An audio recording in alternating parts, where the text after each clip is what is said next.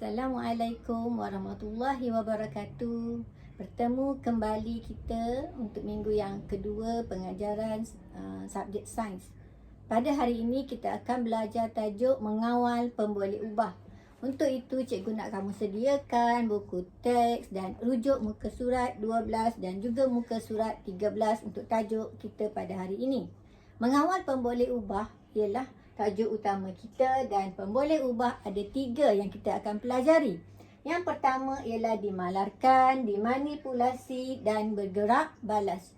Baiklah, kita tengok pemboleh ubah dimalarkan. Dimalarkan ialah apa yang ditetapkan atau yang sama dalam sesuatu eksperimen atau penyiasatan. Pemboleh ubah itu kita kekalkan dalam eksperimen. Dan untuk singkatan bagi pemboleh ubah dimalarkan, cikgu gunakan PUMA.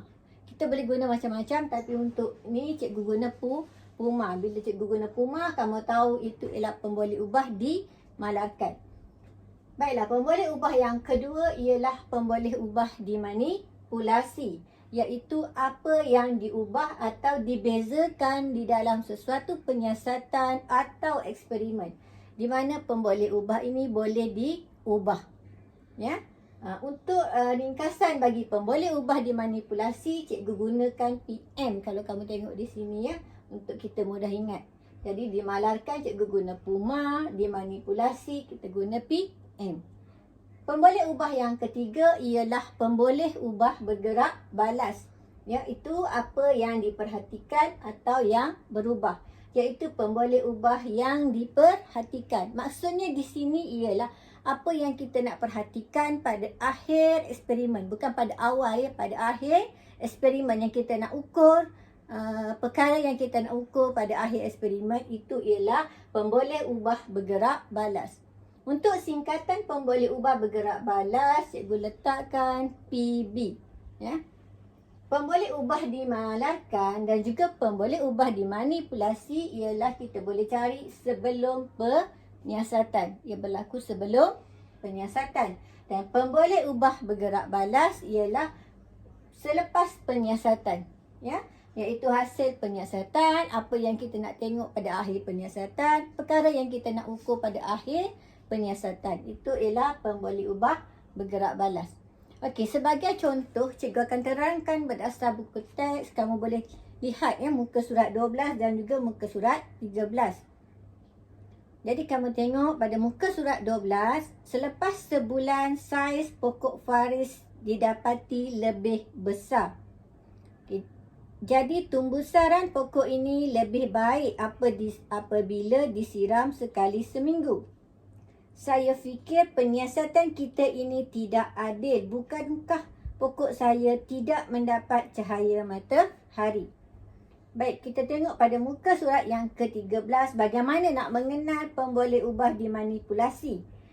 Betul, bagi mendapatkan penyiasatan yang adil, kita perlu memastikan satu pemboleh ubah sahaja yang diubah dalam sesuatu eksperimen. Baiklah cikgu, kali ini kami mengubah jumlah air yang disiram sahaja. Jadi di situ bermaksud jumlah air yang disiram ialah pemboleh ubah dimanipulasi. Sebabnya setiap pokok ini kalau kamu tengok ya, satu pokok ni jumlah siraman air dia 1. Pokok yang sebelah ni jumlah siraman air dia ialah 3. Ini ialah pemboleh ubah dimanipulasi. Ya, jumlah air yang disiramkan. Okey, kita tengok dialog yang kedua pada buku teks awak ya masing-masing. Kita juga perlu memastikan pemboleh ubah yang lain kekal sama. Jadi, kita tetapkan jumlah cahaya matahari, jenis tanah dan kuantiti tanah untuk kedua-dua pokok. Jadinya dalam penyiasatan pada buku teks awak ini, pemboleh ubah dimalarkan ialah jumlah cahaya matahari, kuantiti tanah dan juga jenis tanah. Kerana ini dia kata dah tadi, kita tetapkan. Jadi kita tetapkan, maksudnya dia tetap dan tidak berubah. Itu ialah pemboleh ubah dimalarkan.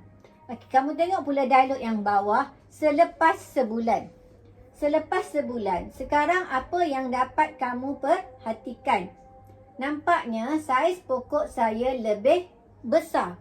Okey, cikgu kata tadi pemboleh ubah bergerak balas ialah selepas penyiasatan. Jadi pemboleh ubah bergerak balas di dalam penyiasatan ini ialah saiz pokok.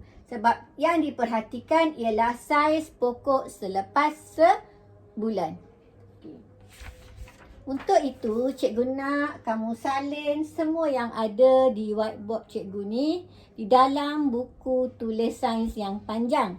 Dan cikgu nak kamu buat latihan sains berdasarkan buku teks muka surat 22. Soalan nombor 2 sahaja. Yang ini ya. Soalan nombor 2 sahaja. Soalan nombor 1 tak perlu. Yang ini kamu buat juga dalam buku tulis. Kamu salin yang ni dulu, kemudian baru kamu buat latihan ya. Baiklah, cikgu akan dekatkan supaya kamu boleh nampak.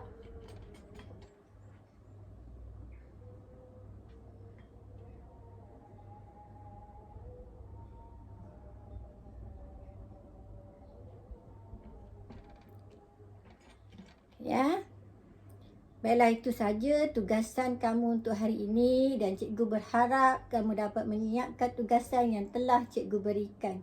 Sekian, terima kasih.